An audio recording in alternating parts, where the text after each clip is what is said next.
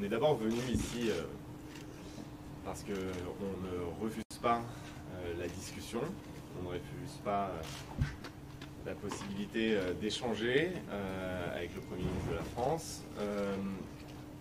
Aussi parce que nous avions dit depuis le début que nous étions prêts à une négociation. Que vu qu'il n'y a pas de majorité dans l'Assemblée, il y a la nécessité de négocier de manière sérieuse. Quand la copie a été présentée en juillet, on a dit qu'on était très loin d'une copie acceptable pour nous, que nous allions travailler à des contre-propositions et qu'ensuite commenceraient des négociations. Et qu'il pouvait y avoir un chemin si le Premier ministre et le gouvernement acceptaient qu'ils n'ont pas de majorité et que donc ils doivent construire un compromis. L'annonce du vote du 8 septembre a cassé la possibilité de ces négociations. Et donc c'était à prendre ou à laisser. La confiance, l'enveloppe, la dimension de l'enveloppe, tout cela était à prendre ou à laisser. Nous ne signions aucun chèque en blanc.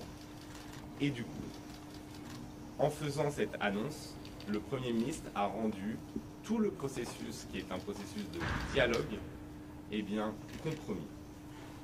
Donc nous avons dit une chose simple. Déjà, pourquoi ? Pourquoi ? Parce qu'on ne comprend pas. Et c'est la première question qu'on a posée au Premier ministre. Pourquoi avoir fait cela ? Et je peux vous dire que je ne comprends toujours pas. Ouais, c'est quoi ces explications ? Qu'il fallait un geste fort pour placer les gens face à leurs responsabilités, que le mur de la dette exigeait une telle démarche. Mais ce qui est nécessaire quand on fait face à un problème grave, c'est d'apporter une solution qui est réaliste et crédible. Et ça suppose une capacité à accepter un fait simple, mais qui ne semble toujours pas être accepté par les dirigeants de ce pays, c'est qu'il n'y a pas de majorité. Et que donc, ce qui est réaliste, c'est d'être capable de construire un processus de négociation pour obtenir une majorité pour un budget. Ça veut dire que vous êtes obligé de prendre ce que réclament, exigent vos oppositions. Et donc, ça supposait un processus au courant du mois de septembre qui aurait pu aboutir soit à un compromis, soit à une censure, mais en laissant la chance à la discussion, au dialogue, au rapport de force et à la démocratie parlementaire. Mais il vous a dit que c'était les Français qui étaient responsables de la dette ? Il ne l'a pas dit là, il l'a dit dans les médias. Nous, il ne nous a pas dit. Il nous a pas dit que c'était les Français qui étaient responsables de la dette. Voilà. En l'occurrence, nous, par contre, on a rappelé que 1000 milliards de dettes de plus et que ce n'était pas à destination des Français les plus pauvres toujours, qu'il y avait des mesures qui grévaient les finances publiques. Puisque ceux qui ont le plus bénéficié des 8 dernières années, il est évident que c'est ceux qui en avaient déjà le plus. Donc, nous, la position, elle est très simple. S'il y a un vote le 8, il n'y a pas de confiance à accorder et de chèque en blanc à signer. C'est impossible. C'est impossible. Donc si le Premier ministre veut qu'il y ait une négociation, eh bien il faut venir devant vous, là, maintenant, là, et dire c'était une erreur, il n'y a pas de vote le 8, on ouvre un processus de négociation et on verra à la fin. Mais on ne peut pas exiger de nous qu'on signe un chèque en blanc, alors même que la copie qui est présentée en juillet, et je laisserai Aurore en parler dans le détail, mais sur la question de l'enveloppe générale de 44 milliards ou sur la manière dont est réparti l'effort, inacceptable pour nous et que nous l'avions dit, tout en disant aussi que nous étions prêts à négocier. Nous ne voulons pas le chaos. Ce que nous voulons, c'est que la France ait un budget. Et nous voulons que ce budget soit à la fois réaliste, qu'il prenne en considération la gravité de la dette, mais qu'il soit aussi juste. Juste. Parce qu'en fait, à la fin, c'est la justice qui est réaliste. Lors de votre rendez-vous, est-ce que François Bayrou a tenté de vous faire une dernière proposition pour, il n'a pas encore fait dans l'immédiat, pour que vous avoir vos votes? Il a dit qu'il était ouvert à discuter, mais le problème, c'est que la discussion, elle ne peut pas durer 1 heure ou une semaine. Elle doit être un processus de négociation, c'est ce que nous avons rappelé, et que donc, du coup, eh bien, on se retrouve dans une situation où tout le monde dit qu'il est ouvert à discuter, mais la vérité, c'est qu'il n'y aura pas de négociation s'il y a un vote le 8 qui exige un chèque en blanc sur quelque chose que nous rejetons à la fois sur la dimension de l'effort et sur la répartition de l'effort. Est-ce que vous soutiendrez un gouvernement de gauche? C'est irrévocable aujourd'hui de voter contre. Est-ce que vous dites aussi ce mot irrévocable? Mais ce qui est certain, c'est que s'il y a un vote le 8 maintenu, c'est une porte fermée à un processus de négociation. Donc il n'y aura pas de confiance. C'est aussi simple que ça. Il n'y aura pas de confiance le 8. Par contre, il peut y avoir un Premier ministre qui arrive et qui vous dit je lance un processus de négociation qui aboutira ou pas à une censure, mais ce qui suppose de ne plus se présenter un chèque en blanc le 8. Vous avez un son en particulier du Premier ministre? Est-ce que vous soutiendrez un gouvernement de gauche? Est-ce que vous soutiendrez un gouvernement de gauche ou qui peut venir du socle commun également? Moi, j'ai dit la même chose, nous avons dit la même chose depuis le 7 juillet 2024. Des fois, j'ai l'impression, sérieusement, que je ne m'exprime pas en français. Donc peut-être pourriez-vous certifier que la langue que je parle devant vous est bien le français, celle que j'ai apprise depuis mon plus jeune âge, qui est la mienne. Et il me semble que mon français est assez clair. Il n'y a pas de majorité à l'Assemblée nationale, nous le répétons. Donc, nous voulons, et nous espérons, d'ailleurs, qu'à un moment, il y ait une majorité de gauche. Nous voulons, et nous espérons, que la personne qui sera chargée, si jamais il n'y a plus de gouvernement Bayrou le 8, soit de gauche. Mais ce que nous voulons surtout, c'est qu'il y ait un dialogue qui s'installe. Et qu'en fait, on essaye réellement d'avoir un budget pour ce pays. Parce que pour les Françaises et les Français, ce qui se passe, c'est que l'incapacité de la classe politique à agir de manière responsable et rationnelle, à prendre en compte la réalité désormais des rapports de force à l'Assemblée, eh bien, produit des conséquences catastrophiques. Parce que ce que vous savez, c'est que l'instabilité politique, c'est pas simplement un sketch qu'on peut commenter, ça a des conséquences concrètes immédiates. Mais pour les entreprises, pour les Françaises et les Français, sur la consommation, sur la confiance qui nous est accordée par les partenaires européens.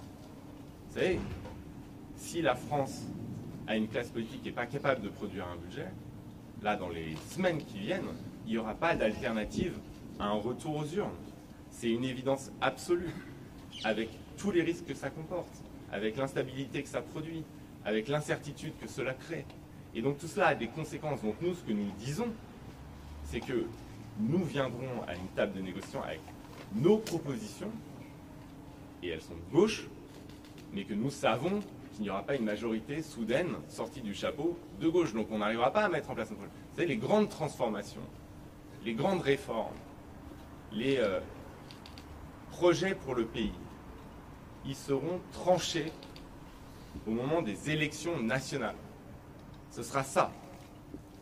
En attendant ces élections, pour les préparer dans les conditions les moins dures possibles, il faut voir si on arrive à avoir une stabilité avec une absence de majorité. Et dans ce cas-là, nos propositions, elles seront réalistes, elles seront fondées sur un esprit de justice, de prise en compte de ce qu'est la dette, de la nécessité d'être sérieux, mais sur ce fait simple qui semble être oublié par le gouvernement, c'est que la seule manière d'être sérieux, c'est d'être juste.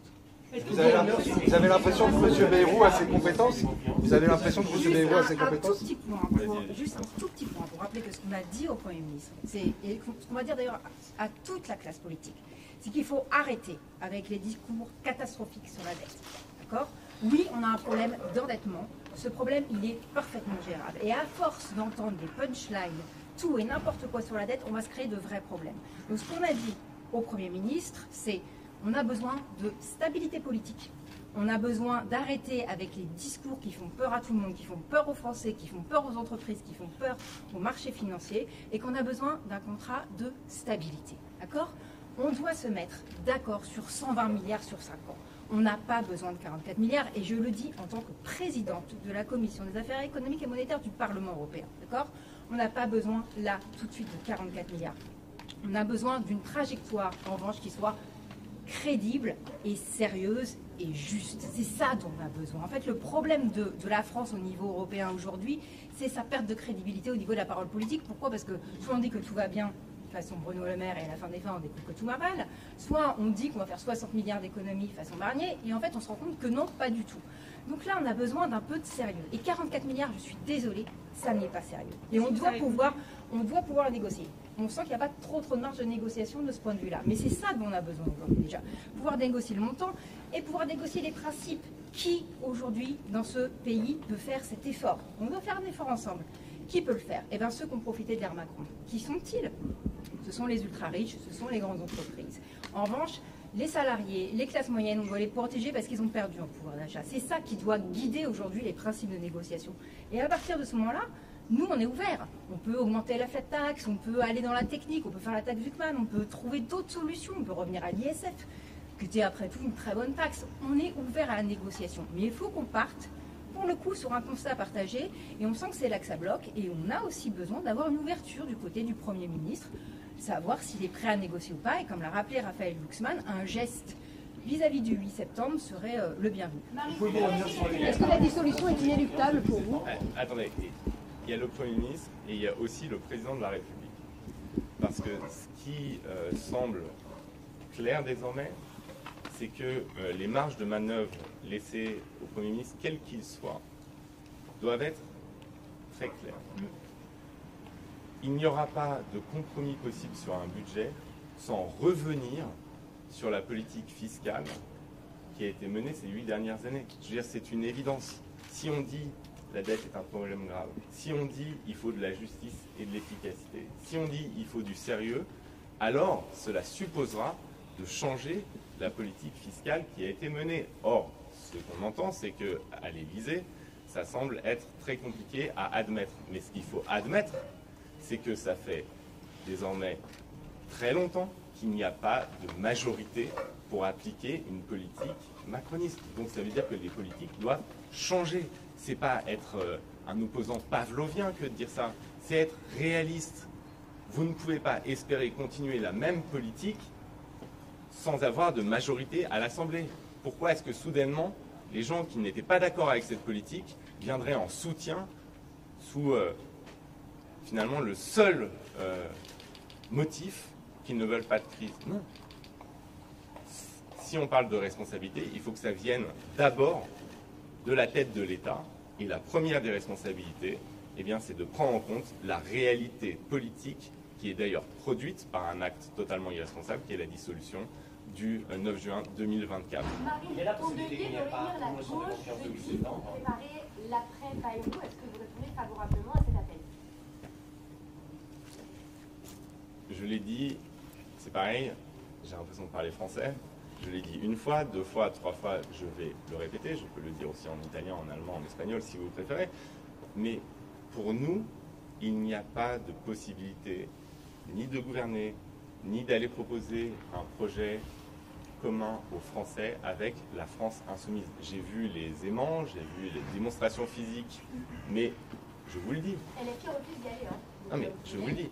Déjà, il n'y a pas de possibilité d'impact commun. Ensuite, ce qu'on œuvre pour obtenir dans des négociations qui doivent avoir comme but d'avoir une majorité, ce que la gauche n'a pas, au moment où on se parle, eh bien, pour obtenir le maximum de réformes justes pour les Français, y compris dans la constitution de ce budget, de dire que nos principes, c'est ceux de la justice, là, on peut avoir des initiatives communes. Mais encore une fois, pour nous, la situation est très claire, parce que j'entends les appels à l'union. Ce que je dis, et j'entends même la critique sur les égos des uns et des autres. Moi, ce que je dis et ce que je répète, c'est qu'en fait, quand il y a des visions qui sont antithétiques avec la France insoumise, eh bien, il faut qu'on ait une clarté stratégique totale. Donc c'est non. Et non, s'il y a la France insoumise, non. Il y a la possibilité que finalement il n'y ait pas une motion de confiance le 8 septembre, il faut voir avec cette possibilité. Et nous, ce qu'on a dit, c'est que s'il y a une motion de confiance ou un vote le 8 septembre, eh bien, le résultat, il est absolument limpide et clair. Et pourquoi? Parce que c'est une invalidation d'un processus de négociation. Et que dans ce pays, on ne sait pas négocier et par ailleurs, on s'assoit sur le dialogue social. Et que ça a fait pendant 8 ans, ça a fait quoi? Ça a brutalisé les institutions et qu'on arrive à un bout de cycle. La vérité, c'est qu'on arrive à un bout de cycle, à la fois dans la verticalité institutionnelle, la concentration des pouvoirs, et aussi dans une classe politique où on a l'impression que tout le monde veut son moment de Gaulle. Pourriez-vous participer à un gouvernement de coalition? La question, elle est absolument pas là pour moi. Vous avez encore de Laurent Berger à je vous le dis très, très clairement. Vous avez l'impression que c'est un passage en force constamment. Mais c'est ça la politique en France, c'est qu'en fait, on a l'impression qu'à chaque fois, on veut passer. Même quand c'est condamné à l'échec. Moi, j'ai un petit garçon qui est en train d'apprendre le calcul. Donc je fais beaucoup de maths. Hein. Pas des maths super compliqués. Hein. Truc 1 plus 7, plus 9, plus 15, plus machin. Donc je regarde et je vois. Hein. Ben, franchement, c'était sûr que ça allait se passer comme ça. Il suffit de compter. Donc, cette négation du réel est vraiment quelque chose de sidérant. Avec Aurore, on a l'habitude des négociations difficiles au Parlement européen, mais au moins, même quand il y a une forte confrontation idéologique avec la droite, au moins on a l'impression que chacun part de la réalité politique qui peut conduire à un accord ou pas. On compte les voix et ensuite on est dans le rapport de force. Ici, c'est pas ça. Sur les mesures de recettes. Et il va falloir des changements institutionnels, et ça on les portera devant les Français. Lesquels? Des changements institutionnels sur la verticalité du pouvoir, sur la présidentialisation extrême de la vie politique française, mais des changements donc de refondation institutionnelle, de refondation démocratique, mais aussi, je vais vous le dire, et très calmement, une révolution mentale dans la manière dont les politiques approchent les choses. On a l'impression que tout le monde devient dingue sur l'élection présidentielle et qu'à chaque moment où vous avez des caméras devant vous, les gens se disent « Pourquoi pas moi hein? Pourquoi pas moi ?» Là, si je fais un geste d'éclat, eh ben, c'est mon destin. Mais arrêtez, quoi. Enfin, à un moment, on a un pays qui s'appelle la France, et c'est son destin à ce pays qui devrait être notre préoccupation principale. Et ce destin, honnêtement, il est mal parti au moment où on se parle. Je veux dire, on est dans un pays où les gens ont le sentiment justifié d'être en déclin, de subir l'injustice, de ne pas arriver à finir le mois, où ils ont l'impression qu'il n'y a plus de projet collectif qui nous unit, où on a de la tension partout et dans tous les sujets. Alors à un moment, en fait, quand on est dans une situation historique aussi grave, pour son pays, mais pour l'Europe en général et pour la démocratie en général à travers le monde, eh bien, un peu moins de destin grandiose personnel et un peu plus d'humilité et de capacité ou pas à produire un dialogue. Vous répondrez de Laurent Berger à Bâti. Vous avez pu échanger avec eux? Non. Merci à vous. Au revoir. Merci à vous.